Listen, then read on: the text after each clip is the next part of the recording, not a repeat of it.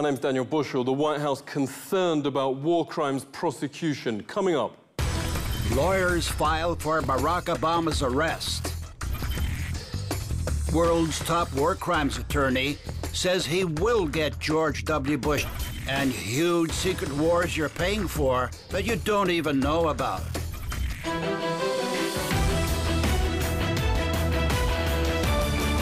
Washington's putting intense and persistent pressure to overturn war crime sentences of other countries' commanders, reveals a top judge at The Hague. Judge Frederick Harhoff says the White House is getting extremely nervous about its own crimes. The court said commanders were responsible for war crimes their subordinates committed. But the chamber suddenly backtracked. The U.S. felt they were getting too close to their own commanders.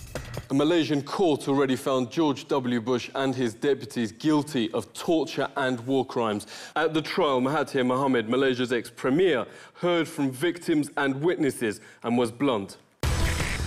These are basically murderers, and they kill on a large scale. The 8 convicted were John Yoo. Newsweek reports he advised Bush that whole villages can be legally, quote, massacred. The dean of Yale Law School called Jay Bybee's infamous torture memo the most erroneous legal opinion he has ever read. The National Lawyers Guild filed a complaint over William Haynes's recommendations for so-called stress positions and use of dogs against prisoners. Newsweek notes Richard Cheney's lawyer David Addington penned a key memorandum that the Geneva Convention doesn't apply to them. Alberto Gonzalez wrote that the laws against torture are, quote, obsolete and quaint.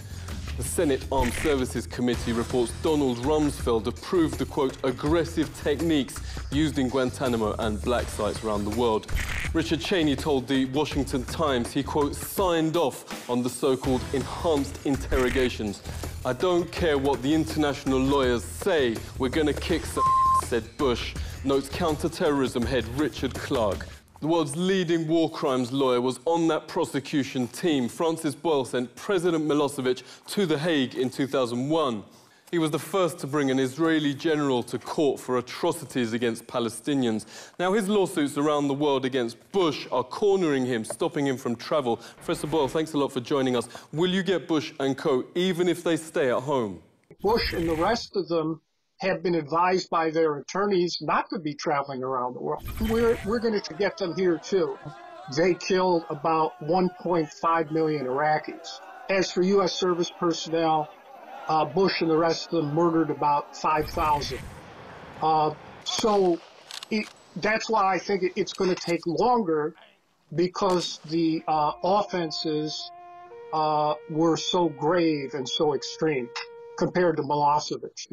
What's people's reaction to you closing in on him? I think they'll be rejoicing in the streets when they're brought to justice here in America, and perhaps in other places in the world as well. Certainly Iraq, for what they did in Iraq. There's no question about that.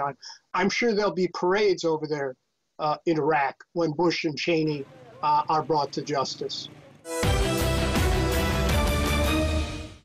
George W. Bush had to cancel his first trip following the admission in autobiography Decision Points that he ordered waterboarding. He shied away from Switzerland after Swiss MPs worked on a warrant for his arrest with New York's Center for Constitutional Rights. CCR senior attorney Catherine Gallagher joins us. Thanks a lot for coming on. Now, the common response is, oh, Bush has contacts, no one can touch him. But you work with lawmakers around the globe. Why is he now cautious of traveling anywhere? The globe is this Convention Against Torture. So most of the globe is an obligation to investigate and punish George Bush. Actually, the Obama team reached out to Switzerland and sought assurances that George Bush wouldn't be prosecuted, and that the Swiss response was, we have an independent prosecutor and an independent judiciary. We can't make that promise to you. Cowboy Republic, the 6 ways the Bush gang has defied the law, lists 200 pages of White House crimes. The author of that book is former head of the National Lawyers Guild, Marjorie Cohen. Thanks very much for joining us. What are the 6 ways the Bush gang defied the law? Okay, Daniel, and I just want to say, first of all, that there are many more than 6 ways, but I had to limit it So that's why I only chose 6, or the book would be as long as an encyclopedia. The first, and I think in some ways the most serious, is the illegal wars in Iraq and Afghanistan. This is a crime of aggression. Crime of aggression at Nuremberg was to be the supreme international crime. So then the second violation of the law is the torture regime that was set up by Bush officials and their legal mercenaries, John Yoo, Jay Bybee, and other lawyers. Third violation is war crimes, and torture is considered a war crime as well. But the killing of civilians, the targeting of civilians, 2 of the most notorious instances of war crimes, the Haditha massacre, where U.S. Marines basically executed about 24 men, women, and children in cold blood. It was just horrific at Haditha. And then the Fallujah massacre, which was done in retaliation for the killing of 4 Blackwater mercenaries, civilians were targeted. U.S. soldiers went house to house and took them out and shot them. They shot families crossing the river. Helicopters and snipers shot people. There were unknown numbers, hundreds of people that were killed in Fallujah. God bless America! Yeah! Then the fourth violation of the law is the prison camp that the United States maintains at Guantanamo. Then the fifth example of law breaking by the Bush administration was the illegal spying program, surveillance program, spying on Americans' conversations, and then a data mining program, very much like we've heard about lately from Edward Snowden. And then finally, the refusal to fulfill the law. When Congress would pass a law, frequently George W. Bush would sign the law and then attach what we call a signing statement saying, yes, I'm signing this law, but I am only going to follow the parts of it that I agree with. And the president cannot make the law under the U.S. Constitution. That's up to Congress. Tomorrow, when Obama lands in South Africa, lawyers have filed for his arrest for genocide. The country that went through apartheid, attack on ethnic groups classed as inferior, charges the Obama administration's now doing the exact same thing. Indiscriminate confinement of Muslims without charge and targeted drone attacks on Muslim civilian populations around the globe. They charge worse than apartheid, in fact, constitutes genocide. The Muslim Lawyers Association brought the claim to prosecutors with attorney Yusha Tayyab. He joins us. It's great to have you on. Obama now expanding the war on terror to a war on whistleblowers and using drones over US soil. You note, as with apartheid, discrimination is spiraling out of control.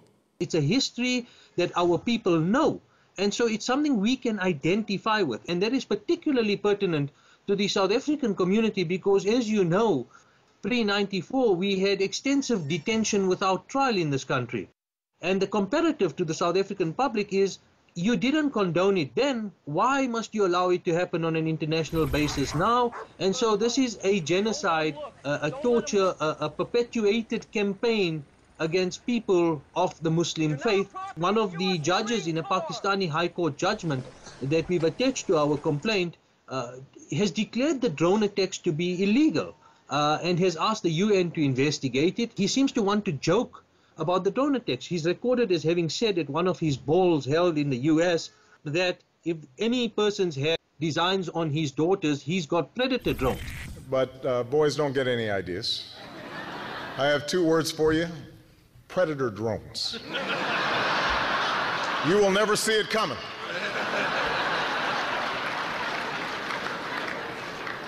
You think I'm joking? At last week's G8 in Ireland, MP Claire Daly says corporate media should stop pretending Obama's anything but a war criminal. By any serious examination, this man is a war criminal. He has just announced his decision to supply arms to the Syrian opposition, including the jihadists, fueling the destabilisation of that region and continuing to undermine secularism and knock back conditions for women. And to hell with the thousands more who lose their lives, or the tens of thousands more who will be displaced as this war goes on. This is the man who has facilitated a 200% increase in the use of drones Warrants, which have killed thousands of people, including hundreds of children. Transparency and the rule of law will be the touchstones of this presidency. His administration, the Washington Post says, has in fact been the most secretive since Nixon, classifying 92 million documents a year. That's even more than Bush. Former intelligence officer Scott Rickard is investigating secret, disastrous wars American people are waging in their name and funding and don't even know about. Thanks a lot for joining us. Tell us about those wars and why have they been a disaster? What people don't realize is that there's been a war for 4 years. They fought a war down through Sudan and Ethiopia and into Somalia. And then they tell us in the news that there's been a terrible drought and 250,000 people have died. When in fact, what had happened is that all the food supply and all the water supply was basically wiped out. And so they're left to die in the desert because now they're going and developing the oil fields in this new country created South Sudan. And then when it comes to war crimes using weapons of mass destruction. I mean, the depleted uranium-lined Hellfire missiles, and this is a fact, they're fired from Predator and Reaper drones. They deliver at least 10 kilograms of depleted uranium, which permanently contaminates the target areas. So when you go back in there, you're guaranteed, if you spend too much time, to get some form of horrific cancer that will kill you between 10 and 15 years. That's how poisonous this stuff is. And we've got a lot of our soldiers around this stuff that are dying, but they don't talk a lot about it. It's like our generation's Agent Orange. I call him Obama the Odious. Then you've also got these secret kill lists by Obama. You've got the legal wars in Libya and elsewhere. You've got, he started the covert war in Yemen and basically deposed another leader in that country. You've got enormous mercenary presence in Iraq. Sitting presidents are harder to stop. Lawyers say they may have to wait till Obama steps down. Bush and his officials are effectively prisoners in their own country, fearful of arrest if they travel abroad. For the victims of their crimes, that's not punishment enough. This is The Truth Seeker.